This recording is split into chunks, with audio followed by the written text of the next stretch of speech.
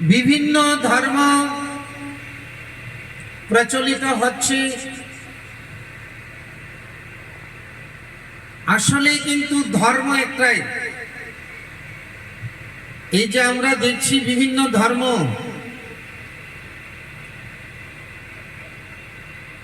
সনাতন ধর্ম, মুসলিম ধর্ম, বৌদ্ধ ধর্ম, খ্রিস্টান ধর্ম ইত্যাদি আমরা যে নামগুলো দেখছি,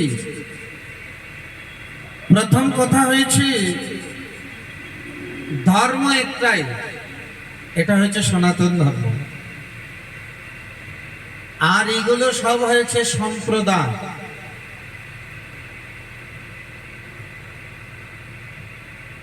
এবং পৃথিবীতে যত ধর্ম সৃষ্টি হয়েছে এই সনাতন ধর্ম থেকে সৃষ্টি হয়েছে।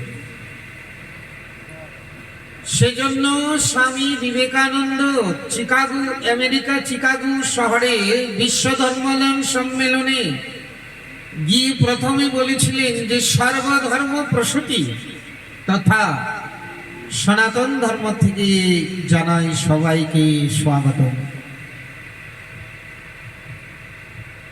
তাহলে আমাদের এই সনাতন ধর্ম কবে থেকে? ভগবান শ্রীকৃষ্ণ থেকে, রামচন্দ্র থেকে না, আরো কল্পকল্পান্তর, কত যুগ যুগান্তর থেকে। সনাতন ধর্ম যখন পৃথিবী ছিল না তখন থেকেই সনাতন ধর্ম উৎপত্তি। এই সনাতন ধর্মের মধ্যেই পৃথিবী সৃষ্টি। আজ যত ধর্ম বলে আমরা দেখছি এগুলো সব সম্প্রদায়।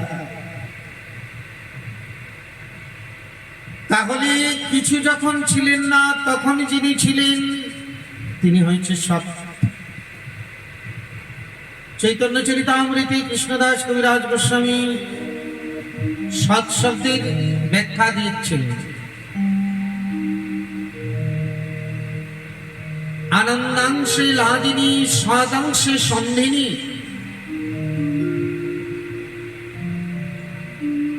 সৎ শব্দের আরেকটি অর্থ হয়েছে সন্ধিনী। সন্ধিনী বলতে ভগবান শ্রীকৃষ্ণ যখন অবতীর্ণ হন তার আগে পিতা মাতা গুরুবর্গ, তার আশ্রয় গৃহ, এগুলো আগে হয় নাকি ভগবান আগে আসেন মাতা পিতা পরে আসেন? এ তো হতে পারে না। তাই ভগবানের পিতা মাতা, আসন, ভূষণ, সজ্জা, পাদুকা, এগুলো সব হয়েছে সন্ধিনী শব্দের বিকার, সন্ধিনী শক্তির বিকার।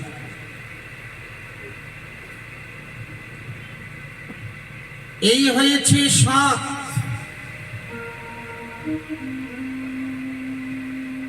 তাহলে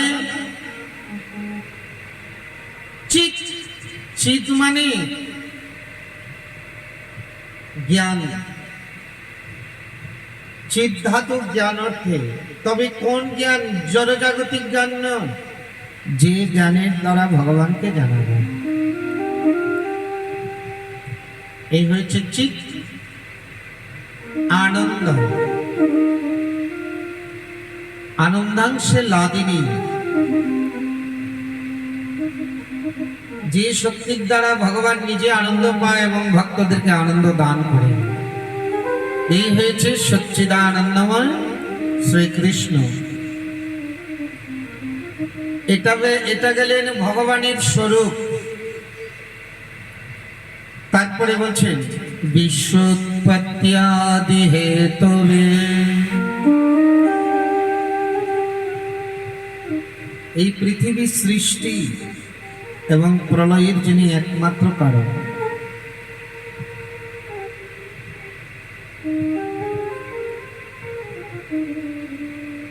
দেখুন শ্রীমদ্ ভাগবতের প্রথম শ্লোকেই বলছেন ভগবান শ্রীকৃষ্ণই পৃথিবী সৃষ্টি, প্রলয়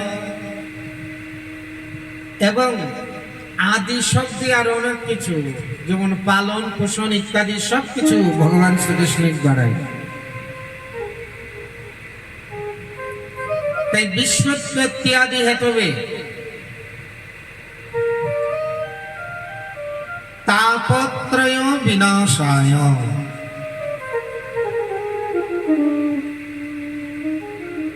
আধ্যাত্মিক, আধি ভৌতিক, আধি দৈবিক এই ত্রিতাপ জ্বালায় যিনি নাশ করেন, এই পৃথিবীতে এমন কোনো ব্যক্তি নাই যে তার দুঃখ নাই।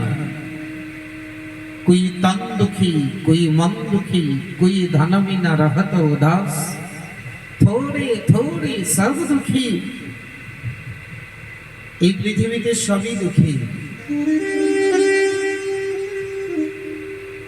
তবে সুখী কেউ নাই। একেবারে নাই না, আছে কে? थोड़े थोड़े सब दुखी।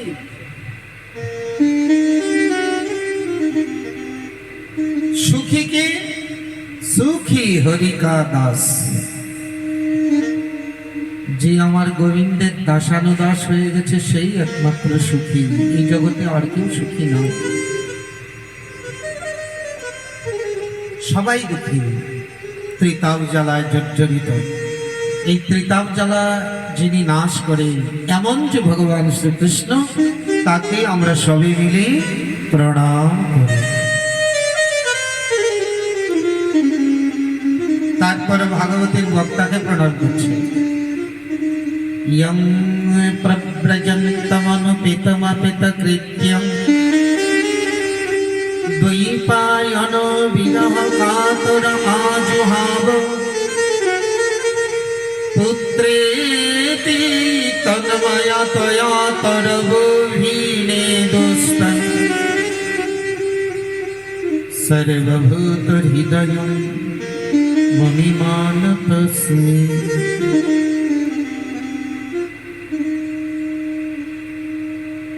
যিনি ব্যাসদেবের পুত্র সুখদেব, জন্ম নেওয়া মাত্রই যিনি সন্ন্যাস, জন্ম নিয়েছেন আর সন্ন্যাস। জন্ম নেওয়ার পর যে কিছু জাতকর্ম সংস্কার আছে, এগুলো যার হয়নি। এমনকি জন্ম নেওয়ার পর নারী ছেদনটাও হয়নি। নারীটা স্কন্ধে ঝুলছে, মনে হচ্ছে যেন এটাই যজ্ঞোপবীত। জন্ম নেওয়ার সাথে সাথে যিনি সন্ন্যাস,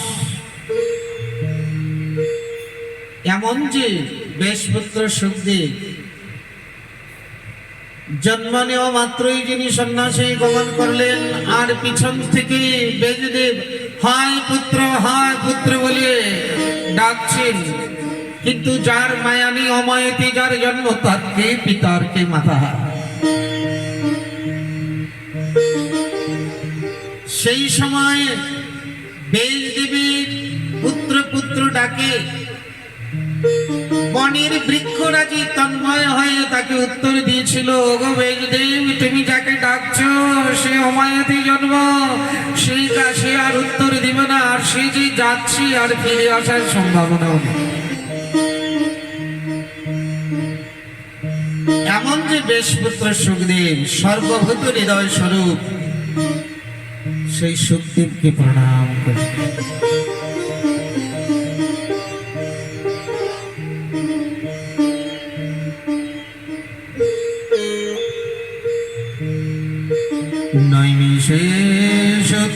নৈমিষেষতমাসিনাম অবিবাদ্দামহমতি কথামৃত রসাস্বাদ কুশলঃ শৌনক ব্রবীৎ।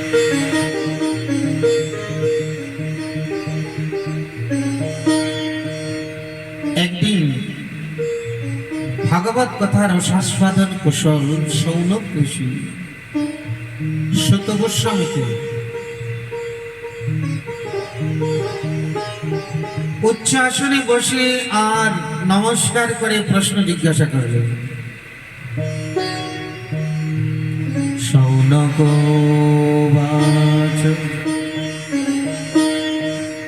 অজ্ঞানাধ্যান্ত বিধ্বংস কোটি সূর্য সমপ্রভ সুতা খাহি কথা জানা মাম করুণ রসায়ন মম করুণ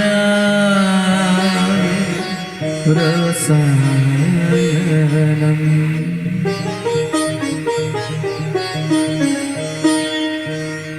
শৌনক ঋষি বলছেন, হে সুত গোস্বামী, অজ্ঞান অন্ধকার দূরীকরণের জন্য আপনার যে শাস্ত্রীয় জ্ঞান কোটি সূর্যের মতো প্রভাববান, আপনি কৃপা করে আমাকে সর্বশাস্ত্রের সার কথা শোনান।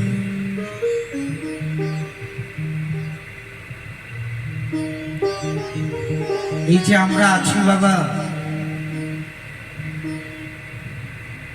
আমরা আলোতে আছি না অন্ধকারে আছি? অজ্ঞান অন্ধকার কাকে বলে? অন্ধকারের পরিভাষা অনেক বড়, ছোট্ট করে বলছি। কৃষ্ণ ভজন ছাড়া আমরা যা কিছু করছি সবই অন্ধকার।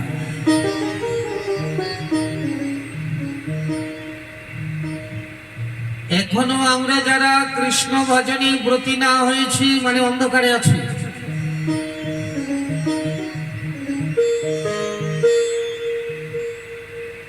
যে যত বড় যত কিছু হয় না কেন, যদি এখনো কৃষ্ণ ভজনে মন না লেগেছে, এখন অন্ধকারে ডুবে আছে।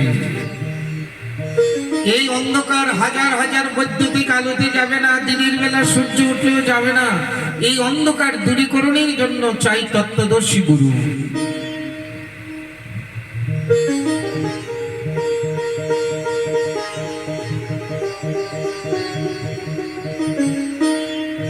এই অন্ধকার দূরীকরণের জন্য চাই শাস্ত্রীয় তত্ত্ব।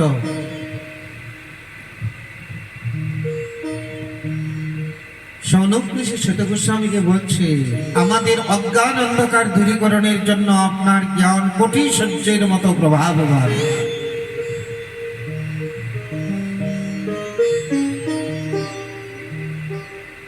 আপনি আমাদেরকে সর্বশাস্ত্রের সার কথা এবং কর্ণের তৃপ্তি বিধানকারী এমন কথা বলুন, শুনতেও আনন্দ লাগবে, হৃদয়ে আনন্দ হবে, আনন্দের জোয়ার প্লাবিত হবে, আর সমস্ত শাস্ত্রের সার কথা হবে।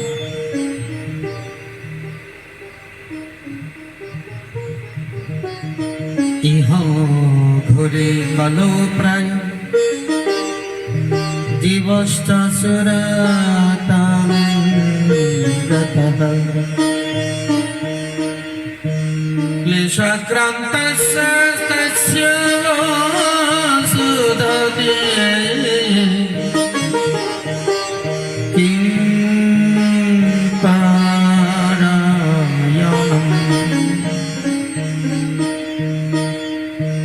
সুত গোস্বামী, এই কলিযুগের মানুষ প্রায়ই অসুর ভাবাপন্ন হয়ে গেছে। দেখুন এখানে বলছে প্রায়